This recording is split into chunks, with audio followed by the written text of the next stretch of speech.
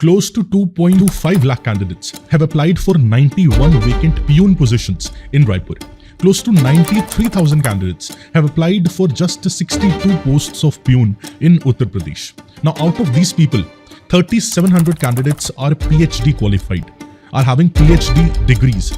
Close to 50,000 candidates are graduates, and 28,000 plus candidates are postgraduates. And for you to know, the eligibility for this peon job is just passing of class 5th. Now, this is a scenario which is existing throughout the country and is widespread in various other states as well. And the reason for it is simple, that India is not having enough jobs. Youth of this country is unemployed. 99% of the students who are in the middle class are struggling to get jobs in this particular era.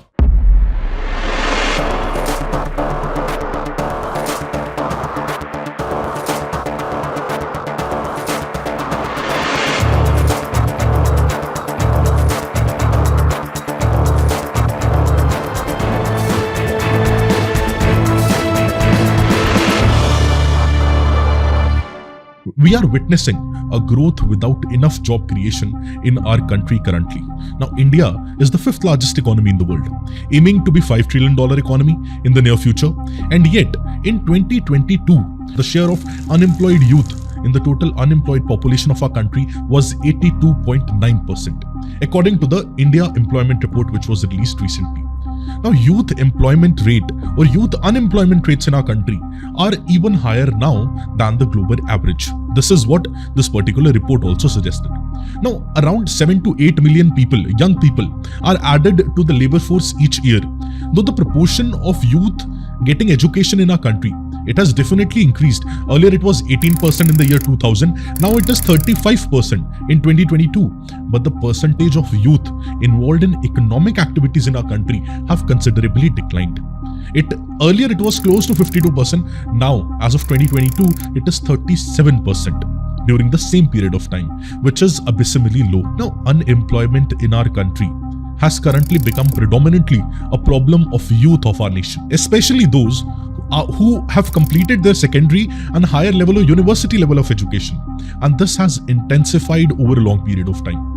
Now, IITs, Indian Institute of Technologies, which are considered as the finest and the most premier institutes in our country, even they are struggling to provide placements to their students. Even they are struggling to provide jobs to their students. Even IIT Bombay, for the matter, is struggling to provide employment or struggling to provide good placements to entire lot of students.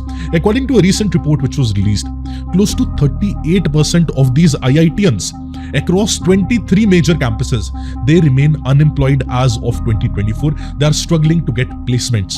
Close to 38% of the IITians. And I'm talking about this year, 2024.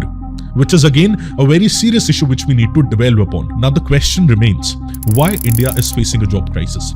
Why unemployment levels, especially amongst youth in our country, is so high? What can be done to solve this problem? All these questions we'll be trying to answer in this particular session. Hello, my name is Preetpal Singh, and today's topic is unemployment crisis in India. Specifically, the job market in the country. It's hard to describe it in words, so let me show you a video instead. It was shot near the Mumbai airport on Tuesday. Take a look.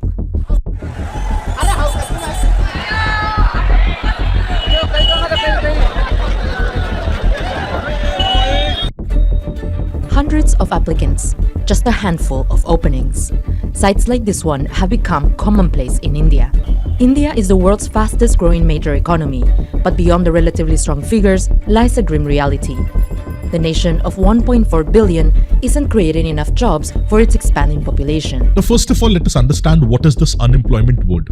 Now, unemployment is a situation where a person who's wanting and willing to work, and he was able to work as well, but not being able to find work according to the skills. So an unemployed person is basically a person who's of working age population, who is jobless, who's able and available to work, and also actively looking for work. All these things are required for a person to be categorized as unemployed. Now, in relation to unemployment, we must understand few categories. We divide population into different categories.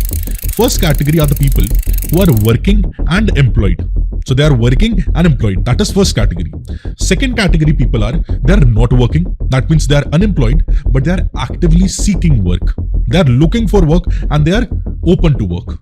Third category of people are unemployed. They are not working and they are not even looking for work. So these are the three categories. Now, out of these three categories, the first two categories combine and form our labor force. We combine the first two categories and we get our labor force. That is the workforce of our country. And workforce constitutes what? Person who's working, that is employed, and person who's unemployed but willing to work and looking for work. Now, unemployment rate is calculated by dividing this unemployed workers with the total labor force, and then we multiply it by 100. Now, according to the periodic labor force survey data, which is released by NSSO, India's unemployment rate has dropped to 3.1% in 2023. It was 3.6% in 2022 and 4.2% in 2021.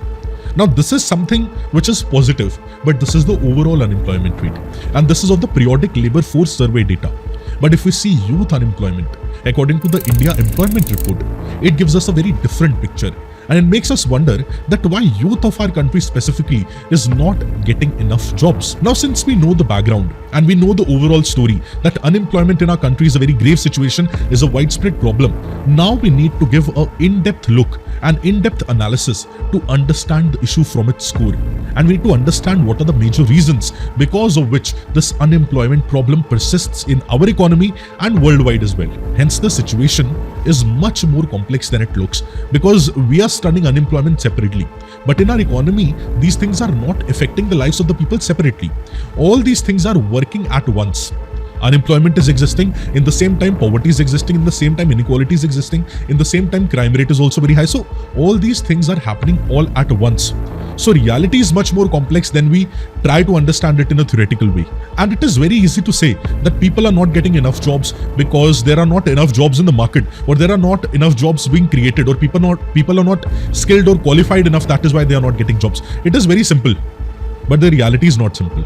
The reasons which we list in our answers also, and when someone asks us that what are the reasons because people are unemployed, skill mismatch is there, high population is there. See, reasons we list down are very simple.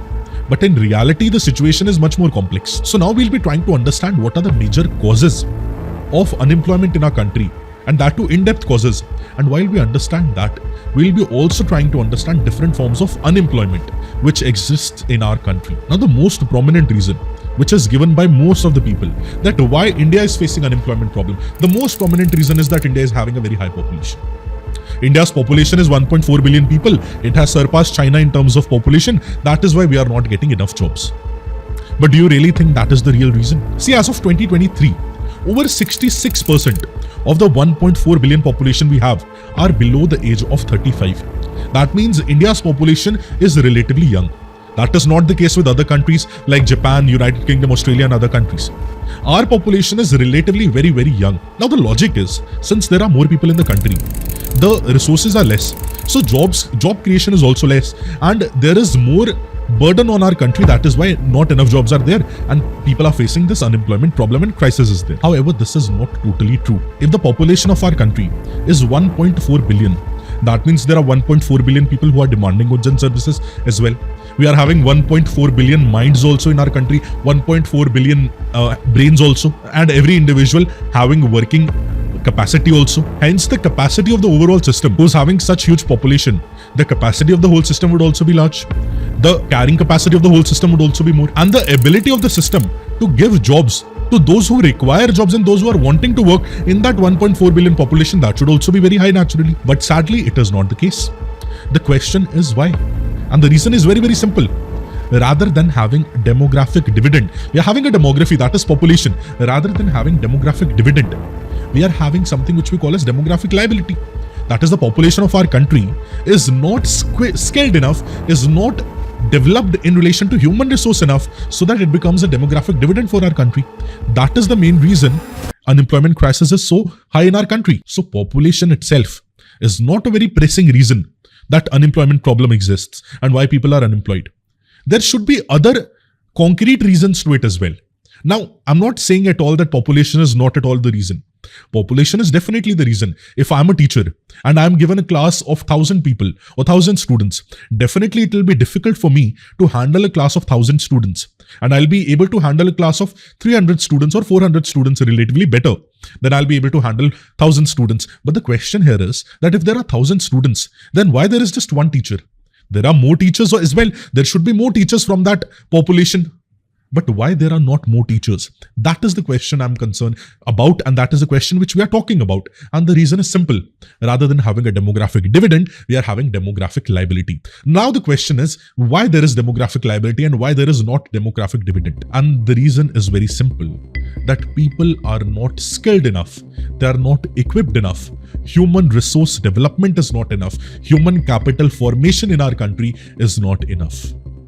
So the population which we have, if it remains unskilled, if the capacity of the population is not developed, then rather than becoming a dividend, that population becomes a liability on the country. Now, there was a report of Aspiring Minds. In 2019, it was released, and it suggested that over 80% of engineers in India, they are not fit for working, or they are unfit to take any job in the knowledge sector. And the reason was that they are not having enough industry relevant skills, or the skills which the industry requires. And this has been the concern of many multinational corporations as well. For example, Infosys, TCS, and other corporations which regularly say that we hire people and then we have to train them separately for 1.5 years so that they are equipped enough with the industry knowledge. When we hire them after 4 years of education, 4 years of engineering, in those 4 years, they are not learning enough. So we have to spend extra money to teach them for 1 year, and then they are equipped enough to work for the job. That is what these companies say. Now, companies these days are looking for people who are equipped enough with the advanced technologies, like robotics, like artificial intelligence, like machine learning, data science, analytics, all those other things. But the fact is that only 4.7% of our population, or our labor force basically, has undergone any formal training. Other labor force, majority part of the labor force has not undergone any formal training as of now, which is again a very startling fact. According to this NSDC, in 2023, the demand for skilled workers in our country was 103 million people, 103 million people, but the supply was 29 million short. So demand for skilled labor is more, but the supply of skilled labor is less. And the major reason why the skill gap and skill mismatch exists in our country is because of poor quality of education and poor quality of human resource development, poor quality of human capital formation. But the major reason is that education in our country is not skill oriented, is not application oriented, is not industry oriented. Whether it be secondary, higher secondary, or college level or university level education, reality remains the same. I'm not talking about IITs, AIIMS. Although most of the IITs also, they are not equipping their students very much. They're not equipping their students a lot. But if we leave these IITs, IIMs, AIIMS, what about other private institutions? What about other government colleges? What about other government universities? Are they teaching what is required by the student in real life? Or they are just teaching the students what needs to be done or what needs to be learned for passing the examination? Now you simply tell me, a student who's having an average 3-year bachelor degree in India from an average institution in a normal city, 99% of the students are in this category, who are having an average degree, who have earned that degree in a normal city. In that case, do you think are they really equipped enough to get a good job in our country in the current times? You all know the answer to it. And leave even that. Let's come to engineering and commerce students as well. Are they also focusing on industry relevant skills? And it is not the problem of the students, because students will learn only what is taught to them by the school, only what is taught to them by the college, because students are unaware of the reality which is existing there. Students are aware of the reality once they go out in the real world, after their college. But while they are in the college, it's whose responsibility to equip them with the skills? It is the responsibility of the education system of our country, education authorities of our country. The system is designed in such a way that only few candidates at the top, they are having the skills, they are having the exposure, and the 99% of the people who are at the bottom of the pyramid, they struggle to meet even their basic ends. And if we talk about the teaching quality in our schools, even that is abysmally low, and that is questionable as well. Overall in our country, the teaching quality is not really good. You just look up at the selection process of the teachers, how the selection process happens for the school teachers, government teachers, and for the college teachers. College teachers, this NET exam is there, NET exam is there. In that also, the examination leaks are there. Now, students who are giving those examinations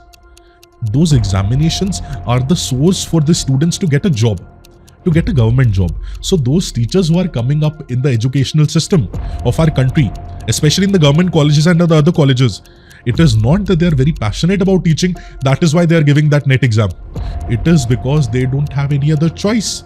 They don't have any other choice other than teaching. So they go for it. So these teachers, are they teachers out of passion or are they teachers out of necessity? Most of them are out of necessity because they want to meet their ends. And if such a scenario is there, do you think that teacher will go an extra mile, will go an extra step to teach the students what is required to get a job? Or those teachers will just come to the class, will teach the syllabus and tell the students this is going to be coming in the examination. You pass the examination, you go to the next class. That is what mostly happens in our country. And the very big problem is with the entrance examinations of our country as well. You see how these entrance examinations are conducted. Whether it be for MBBS, that is for NEET UG, NEET PG, or this CUET PG, CUET UG, examinations are conducted. Entrance examinations. Or whether it be UPSC or other entrance examinations, rather than these examinations selecting people, it is more of rejection examination. They reject more people than they select. And they reject 99.9% of the people, 99.9% of the candidates, and select just 0.1% of the candidates. Now, if I am wanting to become a doctor, or if I am wanting to become an engineer, what should ideally happen? Ideally, there should be a cutoff. Let's say out of 600 marks, 500 marks should be cut off. And if a person is able to secure, if a candidate, a student, is able to score more than 500 marks, that student should become eligible for becoming a doctor or becoming an engineer. And then that student should be going to different universities. But how is it happening? It is happening in a way that doesn't matter how much marks you score. You should be in top 100 students. You should be in top 1,000 students. You should be in top 10,000 students. That means the seats are only limited. But why there are limited seats? If the population of our country is so high, the seats should not be limited, no? The seats should be in the proportion of the population. That if population is high, seats should be given to all those who clear the cutoff. Rather than having a limited number of seats should be given to all those students who are clearing the cutoff. Why should I not become a doctor if I'm wanting to become a doctor and I clear the cutoff as well? I will only become a doctor if I surpass the other student who's sitting with me. So entrance examination in our country even itself is flawed. And that is a very big problem. Also, let's say you top the examination as well, but just stopping the examination guarantees success? The answer is no. If you see the cabinet secretary, I don't think so the cabinet secretary is rank 1 in UPSC. Or if you see the topmost doctors in the country, I don't think they are rank 1 in their NEET UG or NEET PG. Or topmost engineers of the country, I don't think they are rank 1 in JEE examination. So being a topper does not guarantee that you will be very successful in life. Or getting a rank 1 does not guarantee you will be very successful in life. Of course, they have worked very hard and they should be credited for that. But life will test you on various other aspects as well, rather than just clearing one entrance examination and topping it. So what my point here is that overall education system, the selection criteria of the teachers, the selection criteria of the students, the entrance examination in itself in our country is very flawed. And reforms needs to be there to address these gaps which are very, very high, which are very, very disturbing. And overhaul of this whole structure is required in the current time to solve the issue. And most of the people are not talking about this today. They are just talking about these issues very superficially. But if you go in depth, these issues needs are very great level of consideration as well. I'll give you one example. I was recently watching one interview of Kanye West, the very famous American rapper, American singer. In his one of the interviews, he also suggested that in our schools, the system is such that we are not taught on how to earn money. And if you earn money, how to manage your finances. Even like when you deal with schools, never heard of a class that breaks down how you balance a checkbook or how you control your finances. This is not what is taught in the school, but this is the most important thing which we will learn in our life to survive. The most important thing for the adults, if you ask them, working age population, currently the most important thing for them is how to manage their finances. How to save, how to invest, how to work around the finances so that they are not facing any bankruptcy in future. So finance handling is the major skill which we require, but are we taught about that in the school and colleges? No. And one more thing is suggested, that in schools, we usually have a history class, but why are we not having a future class? That in future what we study, it's a good insight. We must learn from it. Now, this is one major thing which we discussed. Another major reason, which is very important for us to know, is the technological advancement. It is related to this only, skill mismatch. But since technological upgradation and advancement is at such a high level that robotics or automation has taken over most of the jobs. Most of the jobs have been automated. If you see, currently cars are there which are automated. It has not been very widespread, but in the next 10 years, 15 years, it will be very widespread. Driverless cars. So where will the drivers go? So automation is also posing a very great level of challenge in creation of jobs in the country. But as always, it has happened. If new technology comes, it disrupts the sectors. New jobs are created. Older jobs, they vanish, they go away. But new set of jobs are created to compensate it, right?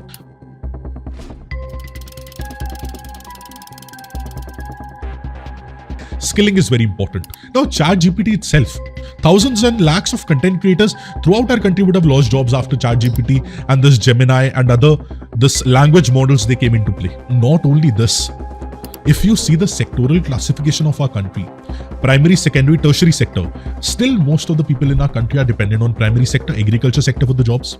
But agriculture sector is facing which problem? Agriculture sector is facing the problem of disguised unemployment. That is, if there is a small farm, it is requiring five people to be employed. It is employing 15 people. 15 people working in the farm where just 5 people are required. So those extra 10 people who are not adding to the productivity, they are unemployed in a disguised way. So disguised unemployment is a very rampant problem in our country because many people, majority of the people, 50% of the population is still dependent on agriculture, and agriculture employs a vast chunk of our population as well. Though it contributes very less to the GDP, 17 to 18%. Now with agriculture, one more unemployment type is related. That is seasonal unemployment, which is associated with other sectors as well. That in certain seasons, employment is there. Certain seasons, the people become unemployed. Now, in relation to this, there is one more unemployment which I want to talk about. That is cyclical unemployment. That is, if you all know that economy works in cycles. Sometimes the cycle is of boom, sometimes the cycle is of bust. So business and economic cycles in any country, they go up and down. Now, while the economic cycle or the business cycle is going downwards, having a downward slope, downward trend, in that case, you see lot of job losses are there. And these tech companies like Microsoft, Google, especially these edtech companies in our country as well, they are laying off thousands of employees at one single time. They're not giving appraisals to their employees, that is okay. But they're laying off also multiple employees. And what is the reason? Because when the cycle was going up, they were over hiring. They were hiring more people than required. And when the cycle goes down, which naturally it will, because economy is made of these cycles, when the cycle goes down, they have to shred off the extra employees. And massive layoffs happen, which we keep on reading in the newspapers multiple after every few days. And if you see the example of 2008 financial crisis as well, the business cycle, the economic cycle of almost the whole world went down and massive layoffs were there throughout different companies, throughout different sectors also. Also, one more point which we need to discuss over here is the MSMEs, that is micro, small and medium enterprises. Now, the problem with MSMEs in our country is that it is employing 90% of the population, that is okay. 90% of the labor force, it is working in MSMEs. But these MSMEs are not very formally organized. Many of them are part of informal economy. Many of them are part of informal sector.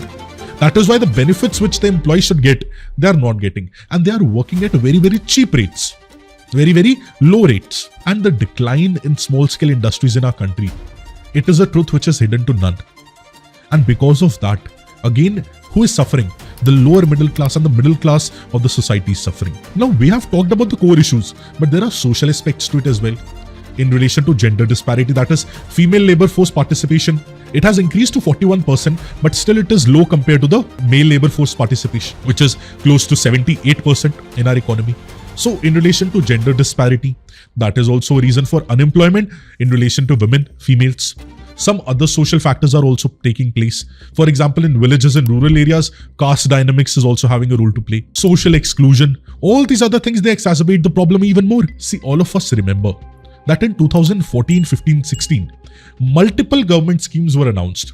Startup India, Stand Up India, Skill India program, Make in India program, all these schemes were announced. The aim was simple, to provide more jobs to the country so that economic growth of the country is higher. and GDP of our country increases and manufacturing capability in our country goes up. We remember the PM Mudra Yojana as well, providing collateral-free loan up to the tune of 10 lakh rupees to the micro and small enterprises in our country. Now, National Education Policy of 2020 also came. Before that, the National Education Policy came up in 1986. So decades after this, a new National Education Policy came. Again, multiple changes were there. That education in mother tongue, skill-based education, vocational training, multiple entry and exit options for the students, and providing them more industry-relevant skills. All these things were there. So again, a good step in the right direction by the government. And the most important, this Mahatma Gandhi National Rural Employment Generation Program, MGNREGA, which guarantees 100-day wage employment in a financial year to adult members of rural household in our country who are willing to do unskilled manual work. This also was a watershed moment in our country, providing employment of a short 100 days to the people in rural areas. But the question is, are these initiatives and schemes enough to create jobs? Is it only the responsibility of the government to create jobs? Definitely, everything starts and ends with the government. But government is a medium. Government is a way to change the overall system. Definitely, government processes needs to improve. But what needs to be improved is the awareness among the population, awareness among the parents, awareness among the educational institutions, awareness amongst the teachers of our country. That is most important, and that is what is required. Now, according to this India Employment Report, which was given by the Institute of Human Development and ILO, International Labour Organization. Out of these 27 states which were considered, close to 12 states were having unemployment rates lesser than the national average. And the states which are having the lowest unemployment rate are the states of Maharashtra, Uttar Pradesh, Madhya Pradesh, which are lower than the national average. But Goa is the state with the highest unemployment rate, which is almost 10%. And one more interesting fact to note here is that 4 of the 5 states having the maximum unemployment, that is Goa, Kerala, Himachal Pradesh, Punjab, they're comparatively richer states than the other states. But these states are having the highest level of unemployment.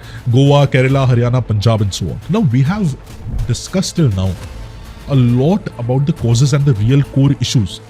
But what we need to see is that these government schemes are there. These problems are there. What should be the way forward? What should be the solution? The first solution is to overhaul the education system of our country. Unless we are able to do that, there won't be a very significant change which will be there. The curriculum needs to be revised, definitely.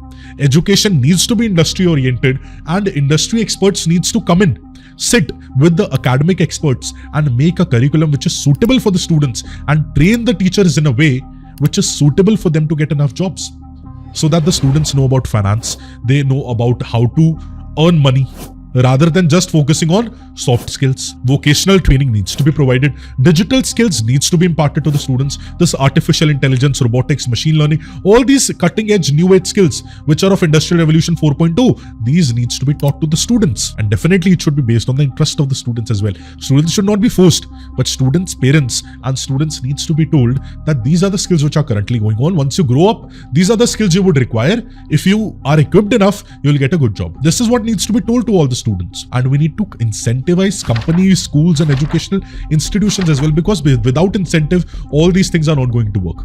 Some or the other incentive should be provided to a teacher, should be provided to companies, should be provided to the colleges and universities.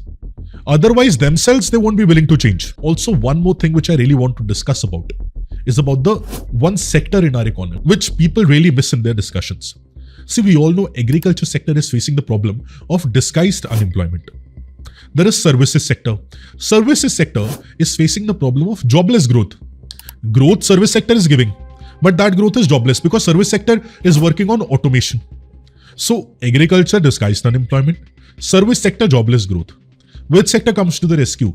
The secondary sector, that is the manufacturing sector. The industrial sector comes to the rescue. And rather than having an industrial revolution, we all know we significantly went from green revolution directly to the services revolution in 1991, LPG reforms. But we need to have a revolution for industries in our country. A separate manufacturing sector revolution. Government is having initiatives, definitely. This production linked incentive scheme is there. Vishwakarma scheme is there. Multiple other credit schemes are there, which are working to give impetus to the manufacturing sector. But more resources needs to be provided to the sector. More governmental intervention needs to be there in the sector, manufacturing sector, of different other parts of our economy. So this manufacturing sector needs to be revamped. Plus, as we all know, Entrepreneurship culture needs to be promoted. Entrepreneurs needs to come up. More and more businesses should open. Rather than becoming a job seeker, we all need to become a job giver. These are the things we know. But how do we do those things? That is the question which we need to ask ourselves. Also, one more thing which we should not leave behind is the gender inclusion in all these things. So the social disparities, social exclusions which has historically happened in our country, they should also not be left behind. So growth needs to be there, but growth needs to be inclusive. We need to have an inclusive growth. We need to have growth in a way which provides jobs to everyone, and the benefit of that growth is distributed to all the sections of our society as well. Now imagine an India where every young mind is equipped with the cutting edge technology, where industry is booming with innovation, where rural and urban youth alike, they are able to find thriving opportunities in the country. This isn't about solving the problem of unemployment. Rather than that, it is about unleashing the true potential, the true power of our nation, true power of our country, and true power of India's youth also to lead the global economy, not just our Indian economy. The time to act definitely is now. And if we don't, we are risking losing once in a lifetime opportunity to create our demography towards demographic dividend. But if we succeed, we are unstoppable. So our focus definitely should be to convert this demographic liability into a demographic dividend. I hope you gained a new perspective from this session. Please let me know what are your thoughts around this and what we can do to solve this unemployment situation and what all topics you would want me to take in future. All the very best and have a beautiful day. Thank you.